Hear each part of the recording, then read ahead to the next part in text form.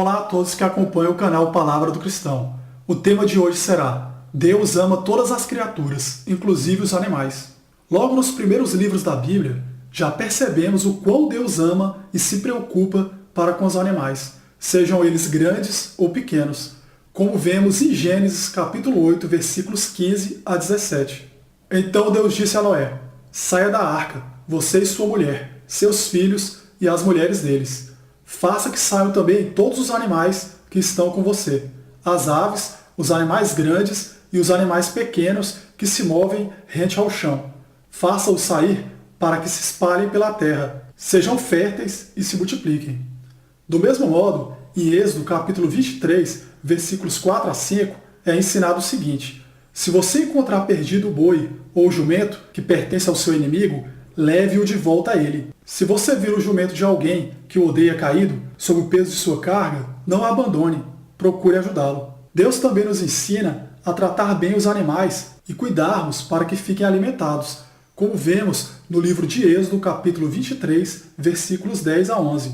Plantem e colham em sua terra durante 6 anos, mas no 7º, deixem-a descansar sem cultivá-la. Assim, os pobres do povo poderão comer o que crescer por si, e o que restar ficará para os animais do campo. Deus também nos diz que assim como os homens descansam, os animais também têm o direito de fazê-lo, como lemos em Êxodo capítulo 23, versículo 12.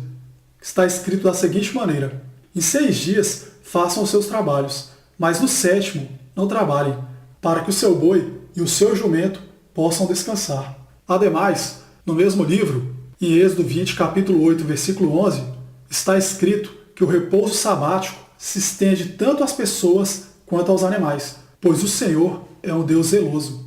Mesmo aos animais que seriam dados como oferta, vemos um Deus que ama as criaturas e que se preocupa com o convívio do filhote para com a sua mãe. Isso está escrito tanto em Levítico capítulo 22, versículo 27, quanto em Êxodo capítulo 22, versículo 30.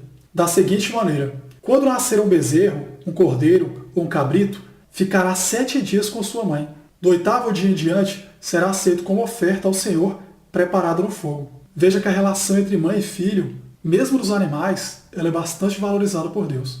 Em continuidade, a Bíblia nos mostra que o Senhor nos convida a respeitarmos a vida em toda a sua essência, preservando-a e respeitando-a, para que vivamos mais.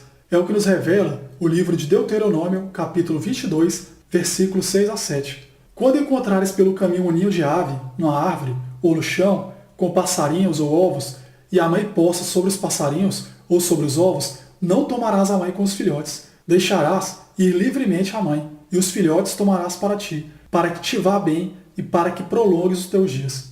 Deus ainda nos orienta a tratarmos bem os animais e jamais maltratá-los, ainda que os mesmos sejam utilizados no campo. É o que vemos em Deuteronômio, capítulo 25, versículo 4, no qual está escrito: não atarás a boca ao boi quando trilhar.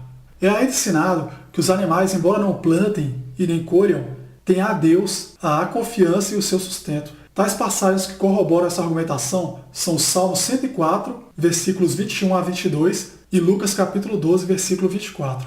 Na primeira passagem citada está descrito: os leões rugem à procura da presa, buscando de Deus o alimento, mas ao nascer do sol, eles se vão e voltam a deitar-se em suas tocas. Já na segunda lemos: observai os corvos, os quais não semeiam nem ceifam, não têm despensa nem celeiros, todavia Deus os sustenta. Igualmente, nos é relatado em Lucas capítulo 12, versículos 6 a 7, que Deus valora cada vida e se lembrará de cada uma delas. Nessa passagem está escrito: não se vendem 5 pardais por 2 moedinhas. Contudo, nenhum deles é esquecido por Deus. Até os cabelos da cabeça de vocês estão todos contados. Não tenham medo, vocês valem mais do que muitos pardais. Podemos ainda compreender que o servo fiel deve ser responsável por seus animais, cuidando para que vivam bem.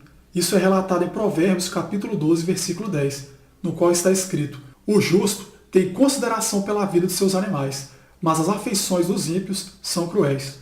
As Escrituras ainda nos revelam que aqueles que causam males à natureza terão a sua recompensa no fim dos dias.